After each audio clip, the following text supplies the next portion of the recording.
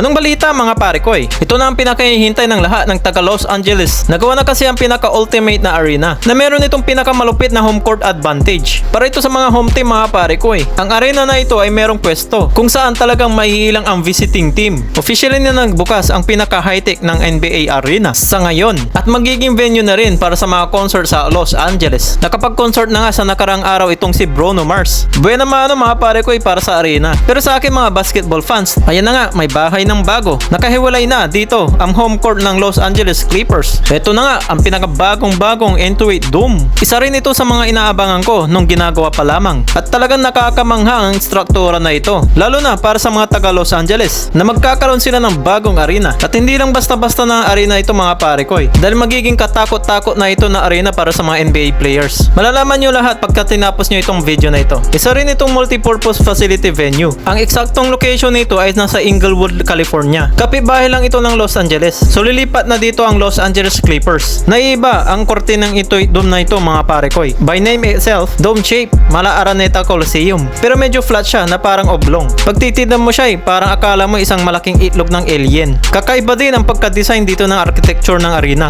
Talagang masasabi mo, pang world class itong bagong Intuit Dome. At parang bahay ng pang alien nga ito At kaya nga nito mag-upo ng 18,000 na katao. Sa mahabang panahon, nakikishare lamang ng arena ang Los Angeles Clippers dito sa Los Angeles Lakers. Itong huling 25 taon. Pero ito na nga, nakagawa na ang team owner na si Steve Ballmer ng kanyang sariling multi-billion dollar ng kanyang arena na talagang tatalbokan pa ang kapitbahay na Los Angeles Lakers. Ayun na nga dito sa CEO ng Intuit Dome ay naka-VIP lahat ng manonood dito sa arena na ito. At pwedeng kontrolin mula sa iyong upuan ang Halo board na nasa taas. Hindi lang ito basta mga higanting LED mga pare ko 44,000 feet ang sukat at naka double sided pa. Pero teka lang mga pare ko ito ang magiging pinakamalupit na feature at area dito sa Intuit Dome. Ang tinatawag nila at tatawagin nilang The Wall. Ito daw ang magiging ultimate na home court advantage sa kahit na anong arena dito sa mundo. Bakit nga ba mga pare ko Heto kasi yan. Dito kasi ipipwesto ang mga solid na Clipper fans lamang. Bawal na bawal dito ang nakasuot ng ibang jersey. Kaya na naka purple and gold ka man, hindi ka pwede dito.